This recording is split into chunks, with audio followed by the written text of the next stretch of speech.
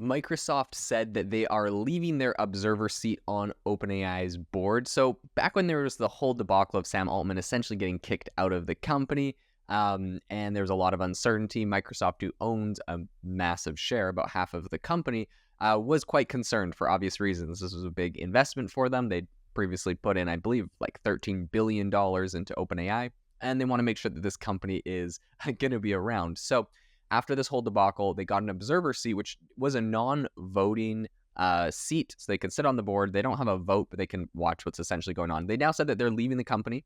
They said that they've seen enough to essentially have confidence that OpenAI is going to be going in a good direction. But what's interesting is with this news, OpenAI has also said that they're not going to be bringing on any more observer seats, which there was a whole kind of rumor a little bit earlier that Apple was going to be able to get one of these observer seats because of, I guess, their close integration of getting ChatGPT on the iPhone.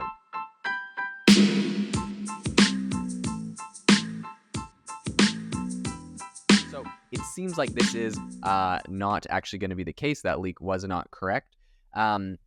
And this is what they specifically said. They said, "We're grateful to Microsoft for voicing confidence in the board and the directors of the company, and we look forward to continuing our successful partnership. Under the leadership of CFO Sarah Fryer, we are establishing a new approach to informing and engaging key strategic partners such as Microsoft and Apple, and investors such as Thrive Capital and Coastal Ventures." So they're obviously keeping people updated in the loop, but it felt a little bit like they were being babysat to have like an observer, like, we have to be able to sit on your board and see what's actually going on. I hope that this kind of signals the board that Microsoft essentially has confidence in OpenAI. They got things figured out. They don't have all this board drama that's going to kick out their CEO and ruin this big investment anymore. And so I think this is kind of what they're signaling, but it is interesting that Apple's not going to get one.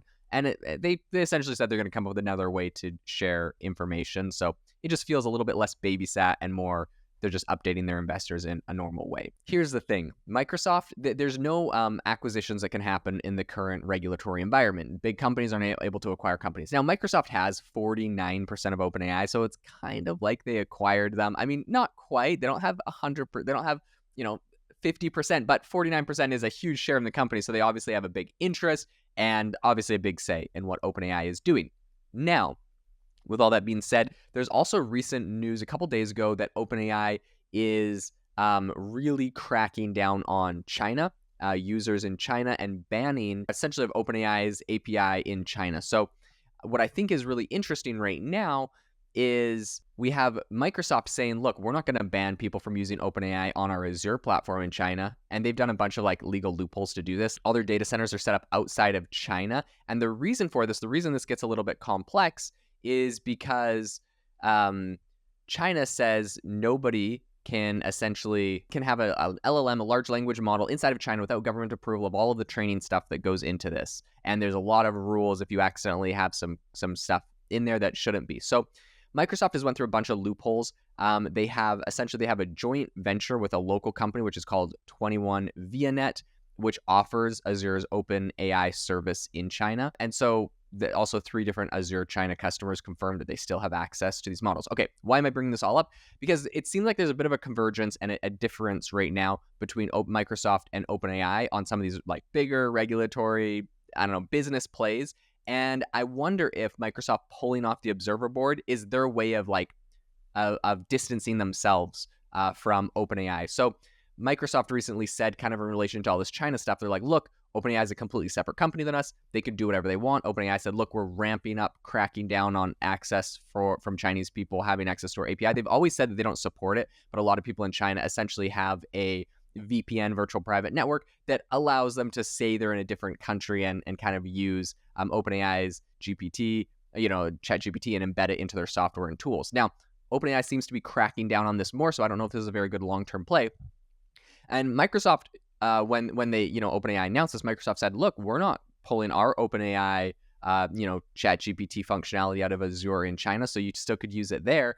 And so there's kind of this like convergence of like who's doing what, and Microsoft's like, look, they're their own company, they could do whatever they want, we don't care. It feels like Microsoft kind of wants to stay on the Chinese government's good graces, and OpenAI wants to stay on the American government's good graces, because it's just who's gonna cause them the most pain, right? So at this point, Microsoft is so big they're probably worried about losing the China market, where OpenAI is kind of on the up and up, but they're still getting pulled in front of Congress. They're seen as not a monopoly, but like they're dominating the AI market. And so they know as AI is getting regulated, they're going to be a top company that's going to get looked at.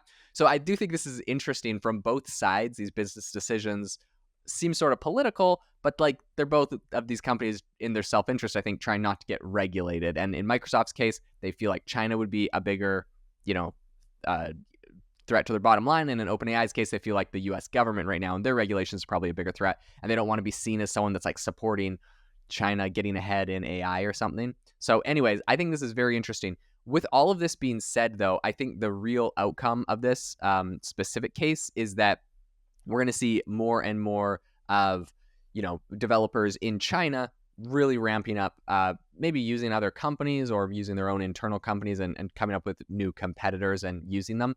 Hard to beat OpenAI and ChatGPT. It really is the greatest that I've used so far. And so obviously China probably doesn't have something quite as good, I would assume. And I've tested out a couple of things, homegrown ones out of China so far. So it's going to be interesting to see what happens here. But definitely this is, I think, an interesting place where all of these big companies, and we're going to see it, we see it with Apple as well, with kind of iPhone and iPhone production and things. But all these big companies, they have this dance to play where there's the US regulators, there's the Chinese government, and the Chinese market, because that's obviously a ton of users.